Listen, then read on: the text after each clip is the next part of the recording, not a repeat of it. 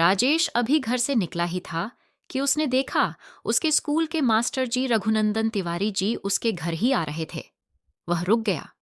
तभी मास्टर जी ने उससे कहा, बेटा, आज तो स्कूल की छुट्टी है। मुझे तेरे पिताजी से कुछ काम था। क्या वो घर पर हैं? जी मास्टर जी, पिताजी जी अभी घर पर ही हैं, राजेश ने जवाब दिया। उनकी आवाज सुनकर मधुसूदन जी घर से बाहर आए और बोले, अरे मास्टर जी आप, क्या राजेश ने कोई गलती कर दी है? मास्टर जी ने हंसते हुए कहा, अरे नहीं, ये तो बहुत होनहार है, इसीलिए मैं आपसे कुछ बात करने आया हूं। आप शायद नहीं जानते कि आपका बच्चा पढ़ने में बहुत तेज है। मैं चाहता हूं कि इसे शहर भेज दिया जाए। यह एक दिन जरूर आपका नाम रोशन करेगा। मधुसूदन जी ने आश्चर्य से पूछा, यह सब तो मुझे पता नहीं है। आप कह रहे हैं तो ठीक ही होगा, लेकिन इसे भेजे कैसे? मेरे पास तो पैसे नहीं हैं। मास्टर जी ने राजेश से कहना शुरू किया, बेटा, क्या तुम शहर पढ़ने जा पाओगे? राजेश बोला, हाँ मास्टर जी, मैं जरूर जाऊंगा। मास्टर जी ने आगे कहना शुरू किया, बेटा ये देखो, मेरे पास एक सोने की कलम है। जब मैं छोटा था तो मैं भी पढ़ने में बहुत तेज था। उस समय मुझे मेरे स्कूल के प्रिंसिपल ने यह सोने का पेन दिया था, जिसे मैं आज तक संभाल कर रखता आया हूँ। लेकिन अब ये पेन मैं तुम्हें दे रहा हूँ।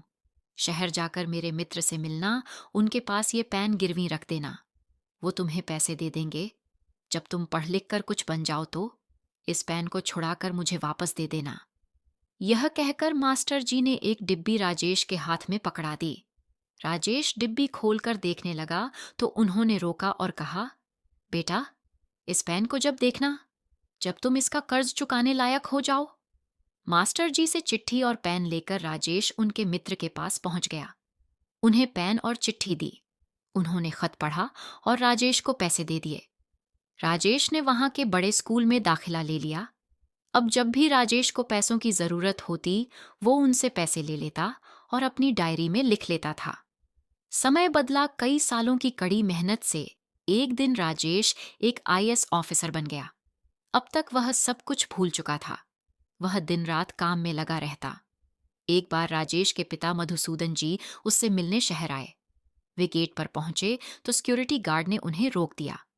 उन्होंने कई बार बताया कि वे राजेश के पिता हैं, लेकिन यह सुनकर वह हंसने लगा।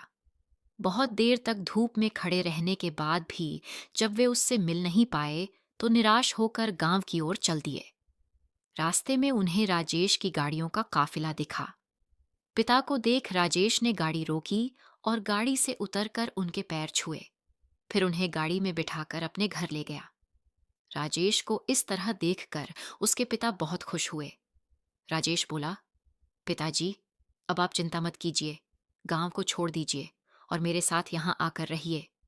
मधुसूदन जी बोले, बेटा, मेरा मन यहां नहीं लगेगा। मैं तो गांव में ही ठीक हूं। एक बात और, अपने गार्ड से कहो कि वो तुम्हें किसी से मिलने से रोके नहीं, क्योंकि कोई ना कोई मुसीबत में होगा तभी तुमसे मिलने आएगा। राजेश ने तुरंत गार्ड को बुलाकर डांटा और कहा, मुझसे कोई भी मिलने आए, उसे अंदर बिठाकर पहले पानी के लिए पूछो, फिर मुझे खबर करो। उसके जाने के बाद राजेश बोला, पिताजी, गांव के क्या हाल चाल हैं?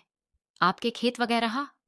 मधुसूदन जी बोले, बेटा, मैं तो तुम्हें कुछ याद दिलाने आया था। राजेश ने कहा, हाँ हाँ, पापा बताइए ना। बेटा, तुम्हें वो सोने की कलम याद है या भूल गए? मास्टर जी याद हैं, गांव के उनका कर्ज चुकाना था। मधुसूदन जी ने कहा। राजेश ने अपना सिर पकड़ लिया। पिताजी, मैं तो सब कुछ भूल गया। मास्टर जी और उनकी सोने की कलम, चलिए अभी चलते हैं उनकी सोने की कलम लेकर उनके देने। राजेश अपने पिता को लेकर मास्टर जी के मित्र के पास पहुंच गया। उसने उन्हें डायरी दिखाई और सारे पैसे चुका दिए। उन्होंने राजेश को वह डिब्बी पकड़ा दी। राजेश ने डिब्बी खोलकर देखी तो वो खाली थी। राजेश ने गुस्से में कहा, लगता है आपकी नीयत में खोट आ गया। यह तो खाली है, इसमें से सोने की कलम कहाँ गई? मित्र बोले, बेटा, पहले यह खत पढ़ लो, फिर गुस्सा करना। राजेश ने खत पढ़ा तो उसके आंसू निकल आए। उसमें लिखा था कि भाई, मैं जिस लड़के के हाथ यह खत भेज रहा हूं, उसे पढ़ाई के लिए जितने पैसे चाहिए हों दे देना। मैं अपना खेत बेचकर कुछ ही दिनों में तुम्हारे पैसे चुका दूंगा। यह खाली डिब्बी रख लेना, इसे मैंने खोलने को मना किया है। वह जानता है कि इसमें सोने की कलम है। राजेश की आंखों से आंसू बह रहे थे। वह बोला, पिताजी, मास्टर जी ने मुझे पढ़ाने के लिए अपने खेत बेच दिए। अभी चलिए, हम वो खेत खरीद कर मास्टर जी को वापस दे देते हैं। तभी उनके मित्र ने पीछे से राजेश के कंधे पर हाथ रखा और कहा, बेटा, ये पैसे तुम्हारे हैं। मेरा कर्ज तो मास्टर जी ने पहले ही चुका दिया। अब उन खेतों को खरीदने का भी कोई फायदा नहीं, क्योंकि मास्टर जी अब इस दुनिया में नहीं है। राजेश फूट फूट कर रोने लगा। उसने अपने पिता की ओर देखा। वे बोले, बेटा, 2 दिन पहले ही उनका देहांत हुआ है।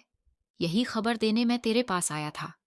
राजेश रोते हुए बोला, पिताजी, मुझसे बहुत बड़ी भूल हो गई। अफसर बनते ही मैं सब भूल गया। काश मैं उनका कर्ज उतार पाता। मधुसूदन जी बोले, बेटा, तुम कुछ बन गए हो। अब गांव के ऐसे ही गरीब बच्चों को शिक्षा देकर अपने लायक बनाओ। राजेश ने अपना तबादला उसी गांव में करवा लिया।